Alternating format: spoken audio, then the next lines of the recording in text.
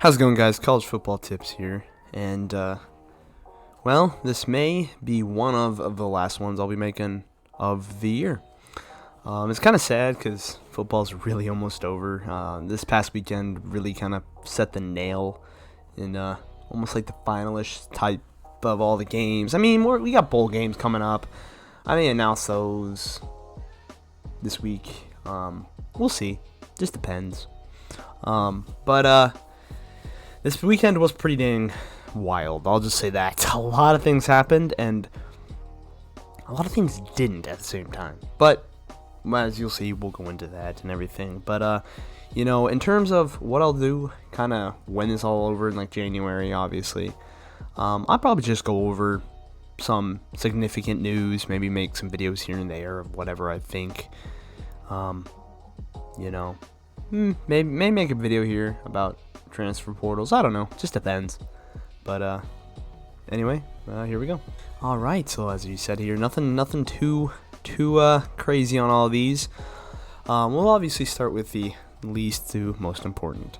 But Tulane kind of slapped UCF, man. It was in New Orleans. I mean, come on, you can't. It's a home game for them. But man, that is exciting because they are going to the Cotton Bowl, which Tulane in the Cotton Bowl. I mean, like, what? You know what I mean? They're 11-2, 7-1 the American Conference. Just smacked UCF this time around. Last time they barely lost, I believe. But man, it was crazy. I'm quite surprised, to be honest, with that outcome. I thought it would be closer, but I did think Tulane may win. I mean, man, a great win for Tulane. I guess it's kind of in descending order-ish. But moving on up to Clemson in North Carolina, and they benched DJ, man. What did I tell you guys all year long? If you ever listened, this man right here is a GOAT, bro. I swear he is. I watched him play in high school. Dude, he's just great. I wanted him to a little bit over Ewers, but we got Ewers now, and I like Ewers. But Klubnik, man, he is a baller at Clemson. He's going to be the starter next year. Watch out. He is a dark horse, I'm telling you. Right now, and I've been saying this forever, he will be a dark horse for Heisman. And believe it or not, for the next couple years, I swear he will be. Just wait. He is a baller. I know he is, and you guys will really know later. I mean, he beat the crap out of North Carolina. I thought it would be way closer. If they stuck with DJ, it would have been. But they benched him, and now he's transferring. I mean, it's crazy. Stuff like that, it just happens, man. That portal is insane. Like, I swear, it's like 1,400 players are transferring. That's insane. That is insane. It's like, what? Jeez, the number is crazy. Like, some significant players are Justin Flows out of freaking Oregon. Spencer Sanders, the senior at OK State, who had his starting job like set in stone, is transferring. I'm like, what? You got Slavis from Pitt. Obviously DJ from Clemson. Tons of A&M players. The stud of a cornerback, Denver Harris, I believe he is. Man, everybody's just transferring now. It's crazy. Like, it is insane. And then Dion going over to Colorado. I mean, dude, he's bringing over all his guys, so they're all going to go up, essentially. He even said in, like, a meeting, he's like, oh, we already got a quarterback. And, dude, I love Dion, man. He's so cool. Prime, man. Everybody loves Prime. Who wouldn't want to go with that? But he was like, man, we already got a quarterback, and it's his son. He's like, oh, here it is. And, the clip's cool. It's funny. He's like, I'm bringing my luggage with me. I mean, it's kind of baller. I ain't gonna lie. It's freaking badass. But he's like, I need to make room for my luggage, and it's like, what? Damn, bro. He just straight up told the Colorado, you're all trash. Get out of here. Give me my guys, and then we'll take the best of the portal. It's like, wow, dude, this portal is insane. But continue on here, dude. Klubnik played well. Clemson played amazing. Dude, they scored consistently except for the fourth, but you didn't really need to because it was way bigger than it was. But yeah, that was pretty nuts. Anyways, we'll get into number 4 here, kind of, because we're 11-4, So it was Utah USC, and this game was pretty dang crazy. I was at work for like the first half, and I was like, all right, cool. It got to be close there. And it was like 17-10, was it? Yeah, 17-10 right before the half, and I saw them drive down. I was like, oh my god, go Utah, go! And they scored, and I was like, yes. And then I went home, and I was like, oh man, I was like, oh, here goes Utah, okay.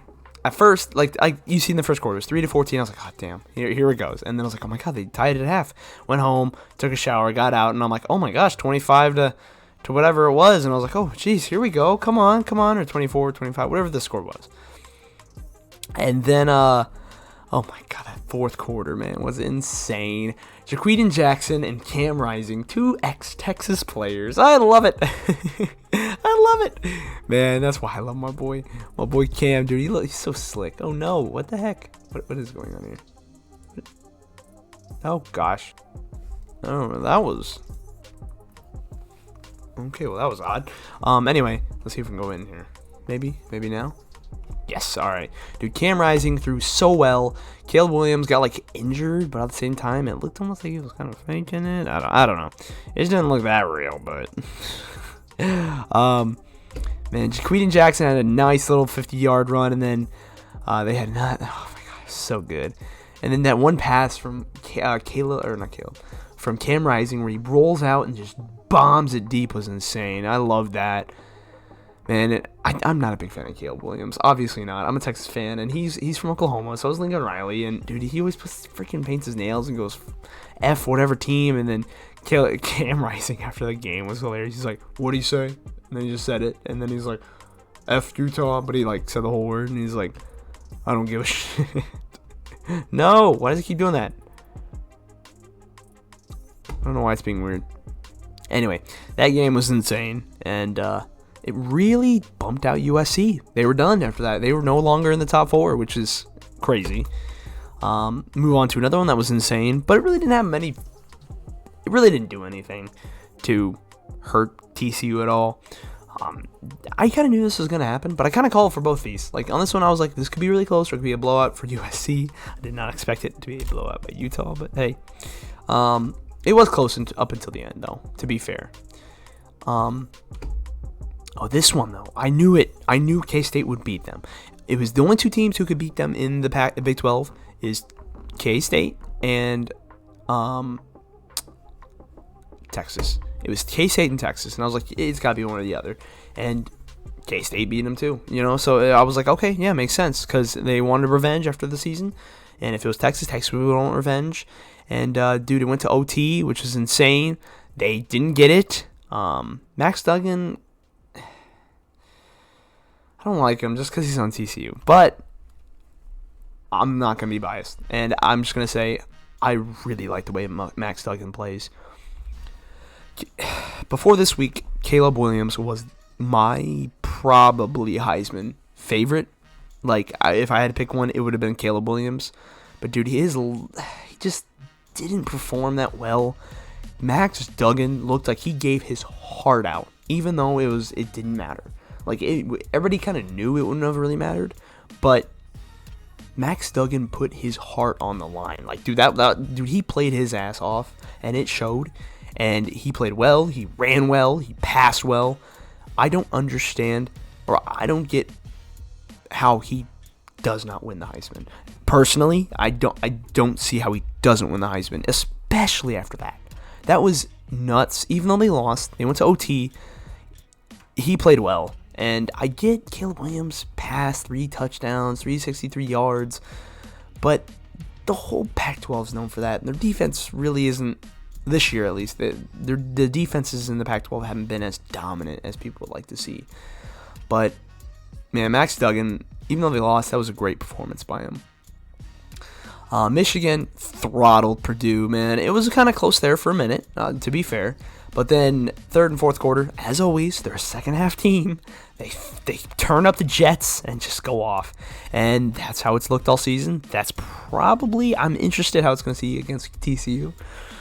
Because I know TCU has a good defense. But Michigan can just score. and they could just score and score fast, especially the run game, which I would love to see because TCU does also have a good run game. So we'll see how that turns out. And another one, same thing, dude. Georgia throttled them. They played it so hard in the first half, and then they kind of were like, all right, we're chilling on the second half. Jalen Daniels, whatever. He got hurt, and they put in their other quarterback, and he looked pretty good. LSU's backup quarterback, pretty good. And especially the receiver, too. I think he's coming back as well.